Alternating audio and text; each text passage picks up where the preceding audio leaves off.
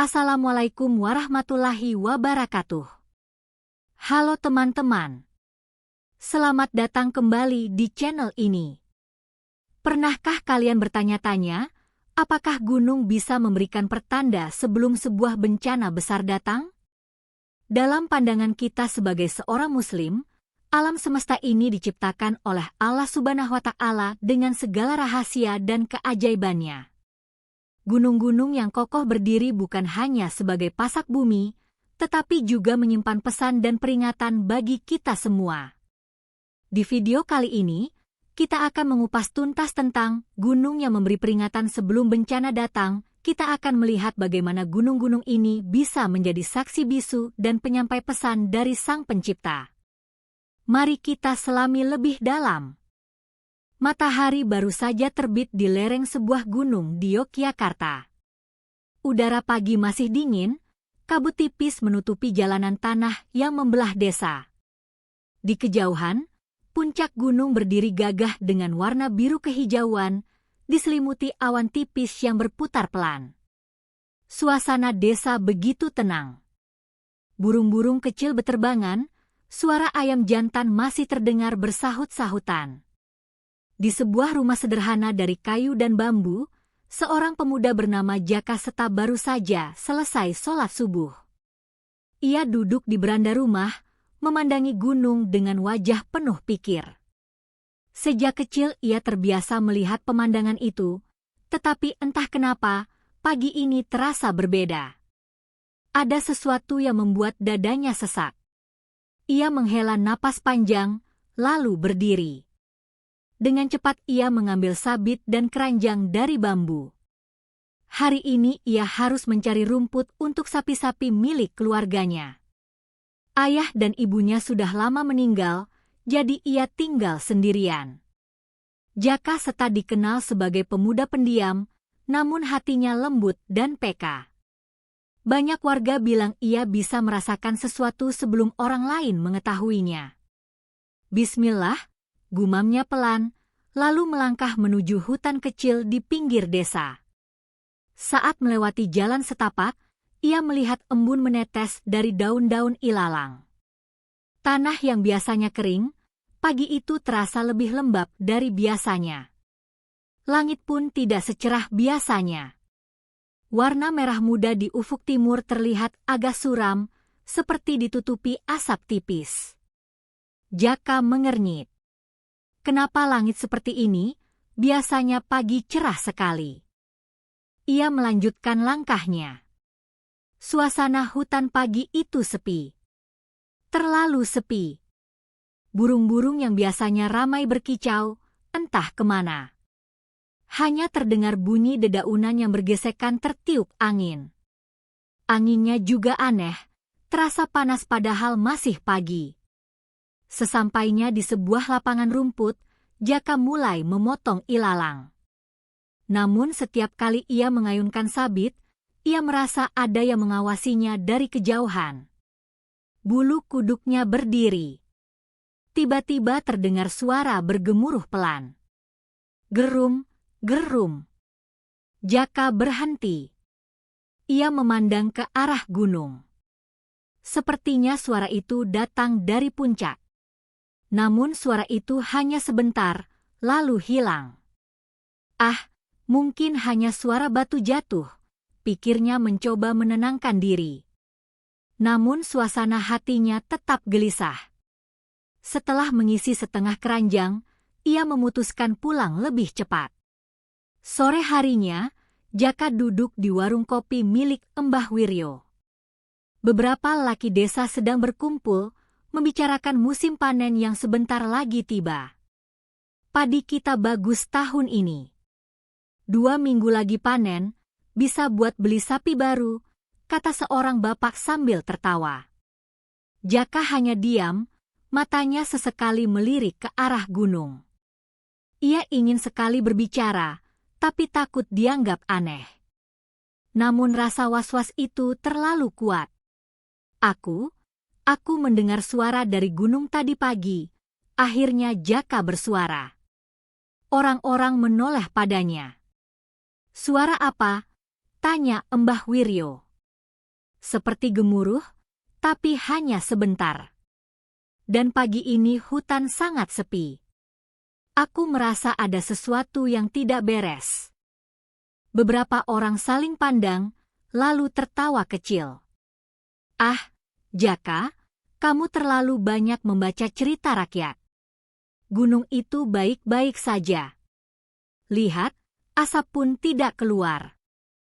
Jaka terdiam. Ia tahu mereka tidak akan percaya. Namun hatinya berkata lain. Malam itu, Jaka tidur gelisah. Hatinya tidak tenang. Di tengah malam, ia terbangun karena mendengar suara aneh. Jaka. Suara itu terdengar seperti bisikan, lembut namun jelas. Jaka bangun dan duduk. Rumahnya sepi, hanya suara jangkrik terdengar di luar. Siapa di sana? Serunya pelan. Tidak ada jawaban. Namun dari kejauhan, terdengar suara bergemuruh lagi. Kali ini lebih lama. Gerung. Tanah bergetar halus. Jaka memandang keluar jendela. Langit di atas puncak gunung terlihat memerah seperti bara. Ya Allah, Jaka berbisik. Ia merasa ada yang berbicara dalam hatinya. Gunung itu sedang marah. Keesokan paginya, ia berlari ke balai desa. Kepala desa, Ki Brata, sedang duduk di teras rumahnya. Ki Brata, kita harus waspada. Gunung itu, aku rasa akan meletus. Ki Brata terkejut mendengar suara Jaka yang tergesa-gesa. Tenang, Jaka. Apa yang kamu lihat? Aku mendengar suara dari gunung tadi malam. Tanah bergetar dan langit merah. Ini pertanda buruk. Ki Brata menghela napas panjang.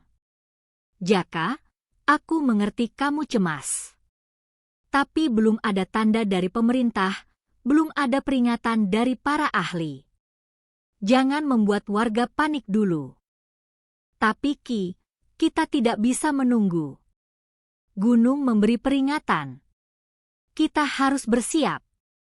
Ki Brata hanya menggeleng pelan. Nanti malam kita rapatkan dengan warga. Sekarang pulanglah dulu, tenangkan hatimu. Jaka kembali pulang dengan hati semakin berat. Ia merasa waktu semakin sedikit, tapi semua orang tidak percaya padanya. Malam itu, suara dari gunung terdengar lagi, kali ini lebih keras. Gempa kecil terjadi, membuat genteng rumah Jaka bergeser dan beberapa piring jatuh ke lantai. Jaka menatap ke arah gunung dengan wajah pucat. Jika mereka masih tidak percaya, kita semua akan celaka. Jaka berlari menembus kegelapan malam. Obor di tangannya bergoyang-goyang, cahayanya menari di antara pepohonan. Nafasnya memburu, jantungnya berdetak keras. Setiap langkah terasa seperti berpacu dengan waktu. Ia tahu, jika ia terlambat memperingatkan warga, besok pagi mungkin sudah terlalu terlambat. Gemuruh dari gunung kini semakin jelas, seolah-olah ada raksasa yang sedang terbangun di dalam perut bumi. Sesampainya di rumah Ki Brata, Jaka mengetuk pintu dengan keras. Ki Brata. Ki. Bangun. Ini darurat. Beberapa detik kemudian, pintu dibuka. Ki Brata muncul dengan wajah setengah mengantuk. Jaka? Astagfirullah, ada apa lagi malam-malam begini? Ki, lihat ke arah gunung. Asap sudah keluar. Kita harus segera membunyikan kentongan, panggil semua warga. Ki Brata keluar rumah dan melihat ke arah puncak gunung. Benar saja, cahaya merah terlihat jelas. Awan tebal menggantung di atasnya. Bau belerang menyengat hidung. Ki Brata menelan ludah. Baiklah, kau benar. Kita harus rapat sekarang juga. Beberapa menit kemudian, suara kentongan dipukul bertalu-talu. Tong tong tong tong. Warga bergegas keluar rumah, membawa lampu minyak dan senter. Mereka berkumpul di balai desa, wajah mereka terlihat khawatir. "Kenapa dipanggil malam-malam begini?" tanya salah satu bapak. "Gunungnya kenapa?" tanya yang lain. Ki Brata berdiri di depan, didampingi Jaka. "Warga semua, kita harus bicara serius malam ini. Gunung sudah menunjukkan tanda-tanda bahaya. Aku melihat sendiri asap keluar dari puncak. Bau belerang makin kuat. Jaka di sini juga mendengar gemuruh sejak kemarin." Beberapa orang langsung ribut.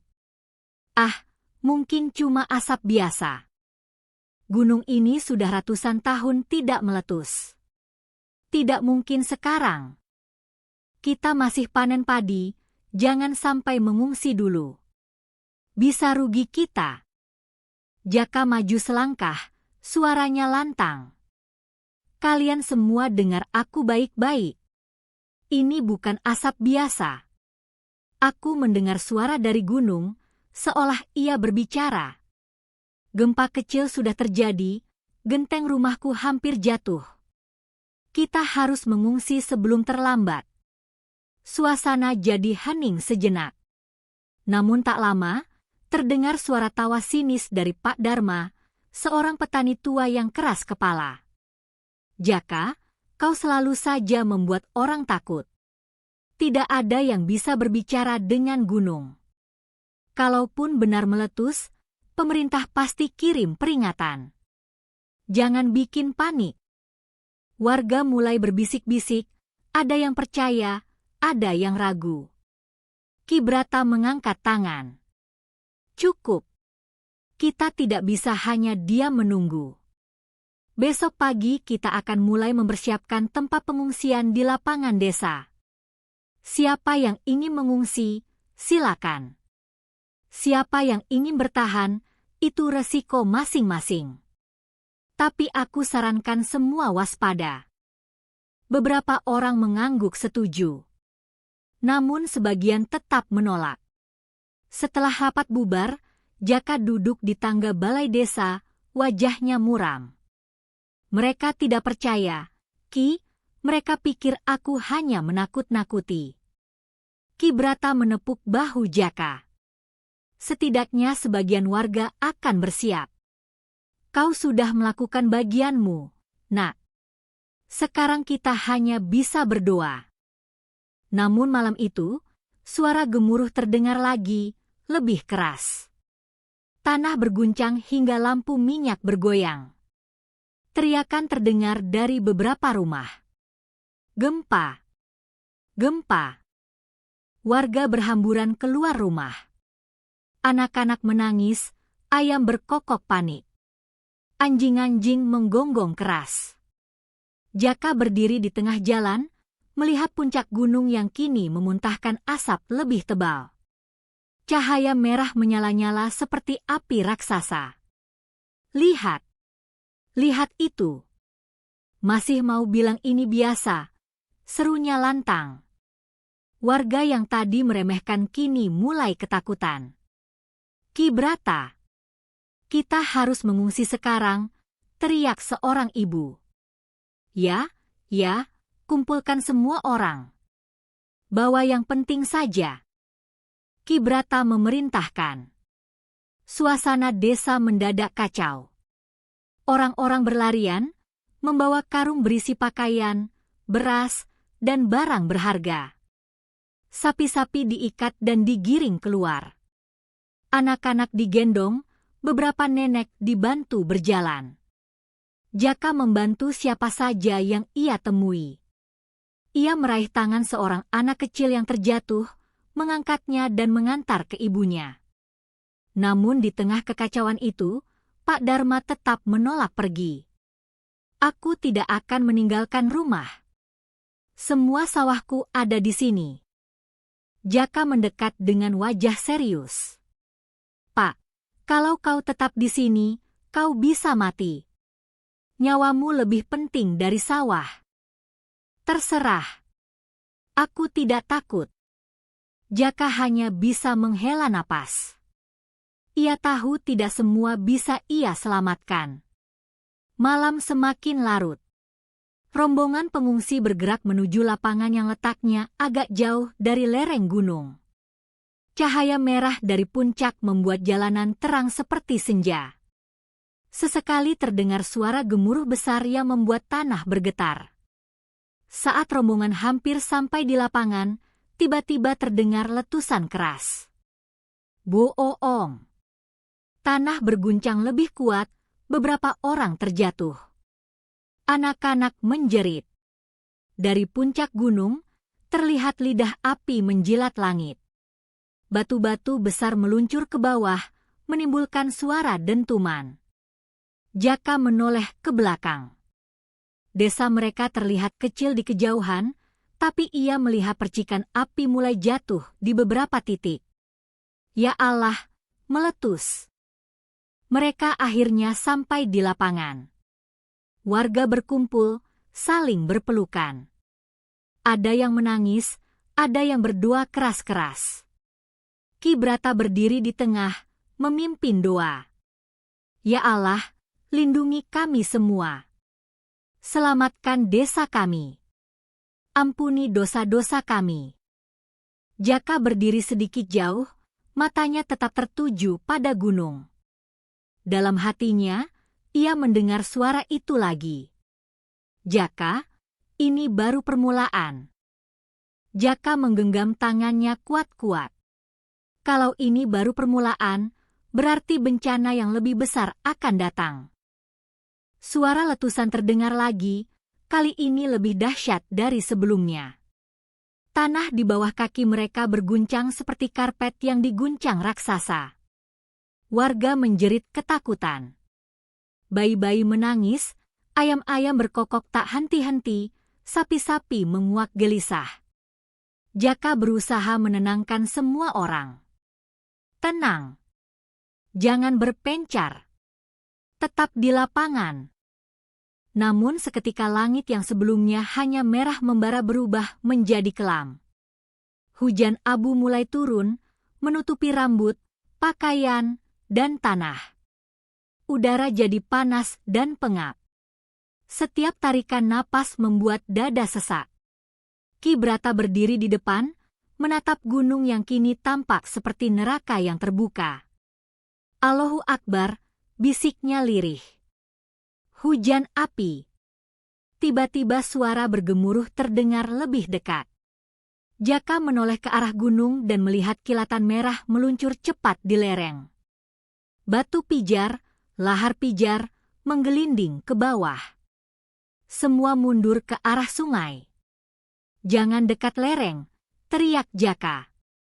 Orang-orang mulai berlarian, menggendong anak, menarik tangan orang tua, berusaha sejauh mungkin dari arah gunung. Namun tiba-tiba terdengar teriakan dari belakang. Jaka! Ada yang tertinggal di desa. Jaka menoleh, melihat seorang bocah laki-laki berlari ke arahnya. Siapa yang tertinggal? Pak Dharma. Dia masih di rumah. Aku melihatnya dari jauh. Dia tidak ikut mengungsi. Jaka meremas tangannya. Inilah yang ia takutkan. Pak Dharma keras kepala, menolak pergi. Jika tidak ada yang menolong, dia pasti terjebak. Ki Brata. Saya harus kembali, seru Jaka. Ki Brata memandangnya tajam.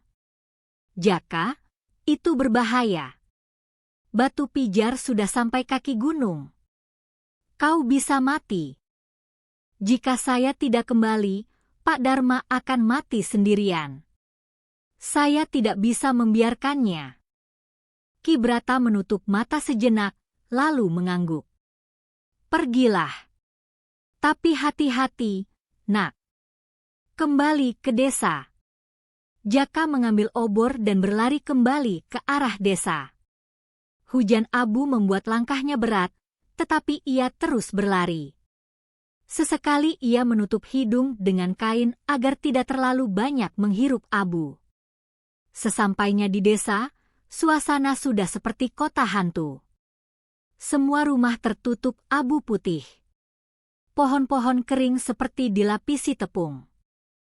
"Pak Dharma, di mana kau?" teriak Jaka keras-keras. Dari salah satu rumah terdengar suara batuk. Jaka segera menuju ke sana dan mendobrak pintu. Di dalam rumah, Pak Dharma duduk di lantai, wajahnya pucat. "Jaka, aku tidak bisa bernapas. Udara panas sekali." Jaka segera mengangkat tubuh Pak Dharma, membopongnya keluar. "Kita harus pergi sekarang. Lahar sudah turun." Pak Dharma hanya bisa mengangguk lemah. Pelarian yang menegangkan.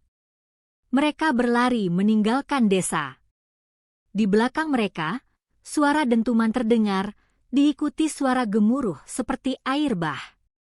Jaka menoleh dan melihat lahar panas mulai memasuki desa, membakar rumah-rumah. "Cepat! Jangan lihat ke belakang," teriak Jaka. Pak Dharma berusaha berlari meski kakinya gemetar. Setiap langkah seperti berpacu dengan maut. Abu panas turun semakin deras, membuat kulit mereka perih. Sesampainya di jalan menuju lapangan, mereka melihat beberapa warga yang datang menjemput dengan obor. "Jaka, cepat ke sini." Mereka akhirnya tiba di lapangan, disambut sorak lega warga. "Alhamdulillah, kalian selamat," seru Kibrata. Jaka jatuh terduduk, napasnya tersengal. Pak Dharma berlutut, meneteskan air mata. Aku hampir mati. Maafkan aku, Jaka." "Kau benar. Aku bodoh." Jaka menepuk bahu Pak Dharma. "Yang penting kau selamat. Tapi kita belum aman. Kita harus pindah ke tempat yang lebih jauh." Perintah dari gunung. Malam itu, ketika semua orang mencoba beristirahat, Jaka duduk sendiri di tepi lapangan. Matanya menatap puncak gunung yang masih memuntahkan api. Dan lagi, ia mendengar suara itu. "Pergi lebih jauh, Jaka. Gunung ini akan marah lebih besar." Jaka menggigit bibirnya. Suara itu kini terdengar begitu jelas, seperti seseorang yang berdiri di sampingnya. "Siapa kau? Kenapa hanya aku yang bisa mendengar?" bisiknya. Tidak ada jawaban. Hanya suara gemuruh yang terdengar, seakan gunung itu menjawab dengan caranya sendiri. Jaka bangkit, mendekati Kibrata. Kita harus pindah ke desa seberang. Lapangan ini terlalu dekat. Kalau lahar lebih besar turun, kita semua bisa tertimbun." Kibrata menatapnya lama. "Kau yakin, Jaka?" "Aku yakin." Gunung belum selesai. Kibrata menarik napas panjang, lalu mengangguk. "Baik. Besok subuh kita berangkat." Cliffhanger Chapter 3. Malam itu, suara letusan terdengar lebih dahsyat dari sebelumnya. Kilatan api terlihat dari puncak, menerangi langit malam. Warga yang sedang tidur terbangun, ketakutan. Jaka memandang gunung dengan tatapan muram. "Besok, mungkin ini akan menjadi hari terpanjang dalam hidup kita." Dan di kejauhan, suara gunung seperti bergema di telinga Jaka. "Cepatlah pergi, sebelum terlambat." Subuh itu, langit masih gelap. Hujan abu turun seperti kabut putih, menutupi jalanan. Jaka berdiri di depan barisan warga yang siap berangkat. Wajah mereka letih, namun ketakutan membuat mereka tetap tegak. Semua ikuti jalur ini. "Jangan ada yang tertinggal," seru Jaka. Kibrata membawa obor di depan rombongan, memimpin jalan. Anak-anak digendong, hewan ternak diikat dan dituntun. Mereka bergerak pelan, menembus dingin dan abu yang terus turun. Setiap langkah terasa berat. Kaki mereka terbenam dalam abu yang tebal. Bau belerang menusuk hidung, membuat napas terasa panas. Beberapa anak kecil menangis, namun segera ditenangkan oleh ibu-ibu mereka. Sesekali Jaka menoleh ke belakang. Puncak gunung masih memerah, semburan api menjilat langit. Bunyi gemuruh terdengar setiap beberapa menit, membuat hati mereka semakin gelisah. Namun rombongan tidak berhenti. Mereka terus berjalan, melewati sawah yang kini tertutup abu, melewati jembatan kayu yang berderit pelan di atas sungai yang airnya mulai keruh oleh hujan abu. Setelah perjalanan yang terasa sangat panjang, akhirnya mereka melihat lampu-lampu dari desa seberang. Rasa lega menyelimuti semua orang. Alhamdulillah, kita hampir sampai, seru Ki Brata dengan suara serak.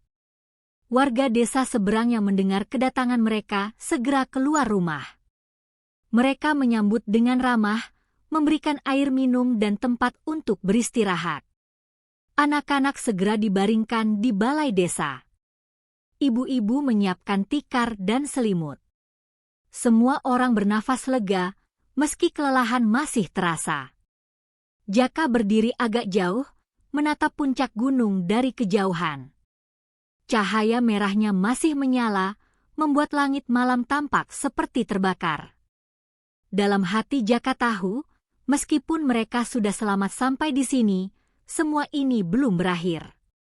Semoga besok tidak ada yang lebih buruk, gumamnya pelan, sebelum akhirnya duduk dan menundukkan kepala, mencoba beristirahat. Fajar baru saja menyingsing ketika suara gemuruh terdengar, jauh lebih keras dari sebelumnya. Tanah bergetar hebat, membuat tikar-tikar di balai desa bergeser dan mangkuk-mangkuk jatuh dari rak. Anak-anak yang sedang tidur terbangun dan menangis, sementara para ibu segera memeluk mereka. Jaka segera berdiri. Semua bangun. Kita harus keluar dari balai desa. Warga berhamburan keluar. Langit yang seharusnya mulai memerah oleh matahari justru dipenuhi awan hitam pekat. Bau belerang menusuk hidung, membuat mata perih dan dada terasa sesak. Semua orang mulai panik. Tiba-tiba terdengar suara ledakan yang begitu keras hingga tanah di bawah kaki mereka seperti terangkat.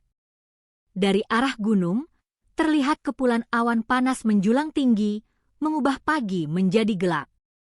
Batu-batu kecil dan abu mulai berjatuhan, menghantam atap rumah dan tanah dengan bunyi yang membuat semua orang semakin ketakutan. "Lindungi kepala kalian," teriak Jaka sambil mengambil tikar dan menutupinya di atas anak-anak. Udara berubah panas. Api terlihat di lereng gunung, merayap cepat ke bawah seperti lidah raksasa. Orang-orang saling berpelukan, sebagian menangis histeris, sebagian berdoa keras-keras, memohon keselamatan. Jaka memandang ke arah gunung. Dalam hatinya, suara itu terdengar lagi, kali ini lebih tegas. Bawa mereka ke sungai. Air akan melindungimu. Tanpa ragu, Jaka berseru. Kita harus ke sungai. Cepat. Warga mengikuti. Mereka berlari tergesa-gesa, abu menutupi jalan, membuat langkah licin, tetapi mereka tidak berhenti. Tangisan anak-anak bercampur dengan suara gemuruh. Sesampainya di tepi sungai, Jaka memerintahkan semua orang untuk tiarap dan membasahi kain lalu menutup tubuh. Udara semakin panas. Dari kejauhan, mereka bisa melihat awan panas merayap cepat ke lembah. Angin bertiup kencang, membuat pepohonan bergoyang hebat. Suhu udara naik, membuat kulit terasa terbakar. "Ya Allah, lindungi kami," bisik Jaka, suaranya nyaris tak terdengar. Awan panas melintas di lembah lain, cukup jauh dari tempat mereka bersembunyi. Angin yang membawa panas perlahan mereda. Hujan abu mulai berhenti. Bau belerang berkurang. Perlahan, warga bangkit. Langit masih kelabu, tetapi gunung sudah tampak lebih tenang, hanya mengepulkan asap tipis. Semua orang saling berpelukan, menangis lega. Ki Brata menatap Jaka dengan mata berkaca-kaca. Kau telah menyelamatkan kita semua, Jaka. Jaka menggeleng. Bukan aku, Ki. Gununglah yang memberitahu kita. Pak Dharma mendekat, suaranya bergetar. Maafkan aku, Jaka. Seandainya aku mendengarmu sejak awal. Jaka menepuk bahunya. Yang penting kita masih hidup. Itu yang terpenting. Jaka lalu menatap gunung yang kini diam, seolah tidak pernah marah. Dalam hatinya, suara itu terdengar sekali lagi. Gunung hanya marah jika dilupakan. Ingatlah aku, dan kalian akan selamat.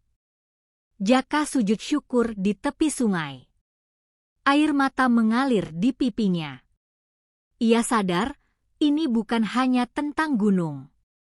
Ini peringatan agar manusia tidak lalai, selalu menjaga alam, dan mendekatkan diri kepada Allah. Pagi itu, setelah semalam yang panjang dan menegangkan, desa seberang terasa sangat sunyi. Hanya suara gemericik sungai yang terdengar, seolah ikut menghibur warga yang masih terkejut. Jaka duduk di tepi sungai. Wajahnya lelah, namun matanya tajam menatap puncak gunung yang kini hanya mengeluarkan asap tipis. Di sekitarnya, warga mulai membereskan barang-barang seadanya. Beberapa laki-laki berjalan menyusuri jalan, memastikan tidak ada yang tertinggal. Ki Brata mendekati Jaka, duduk di sampingnya. Kau tahu, Jaka, semua ini akan menjadi cerita turun-temurun. Gunung tidak hanya meletus. Gunung berbicara pada kita melalui dirimu. Jaka menatap Ki Brata. Aku hanya mendengar bisikan yang entah dari mana. Tapi aku percaya, ini adalah cara Allah memberi kita peringatan. Pak Dharma dan beberapa tetua desa ikut bergabung. Mereka semua sepakat untuk kembali membangun desa, namun kali ini dengan lebih bijak. Mereka berjanji akan menjaga hutan, tidak menebang pohon sembarangan, dan selalu mengadakan doa bersama setiap bulan untuk keselamatan desa. Jaka tersenyum. Ia merasa lega. Gunung kini tampak tenang, seolah ikut tersenyum pada mereka. Dalam hati, ia berjanji akan terus mendengarkan suara alam, agar bencana seperti ini tidak lagi memakan korban. Hari itu menjadi awal yang baru bagi seluruh warga. Mereka belajar arti kebersamaan, gotong royong, dan rasa syukur. Meski kehilangan banyak hal, mereka mendapatkan pelajaran yang jauh lebih berharga. Cerita ini mengajarkan kita untuk selalu mendengarkan tanda-tanda alam dan tidak meremehkan peringatan yang datang.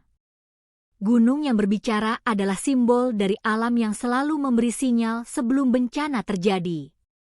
Tugas manusia adalah peka, menjaga kelestarian, dan tidak serakah merusak ciptaan Allah. Allah berfirman dalam Al-Quran, "Dan kami jadikan di bumi ini gunung-gunung yang kokoh supaya bumi itu tidak goncang bersama mereka, dan kami jadikan padanya jalan-jalan yang luas agar mereka mendapat petunjuk." Quran Surat Al-Anbiya 31. Ayat ini mengingatkan kita bahwa gunung adalah penjaga bumi, dan kita harus menghormati serta menjaganya. Cerita ini adalah fiktif, dibuat seperti nyata agar kita bisa mengambil hikmah dan pelajaran darinya. Terima kasih sudah menonton sampai akhir. Jika kalian menyukai cerita ini, jangan lupa untuk tekan tombol like, tulis komentar tentang bagian yang paling kalian suka, dan subscribe agar tidak ketinggalan cerita menarik berikutnya. Sampai jumpa di kisah lainnya.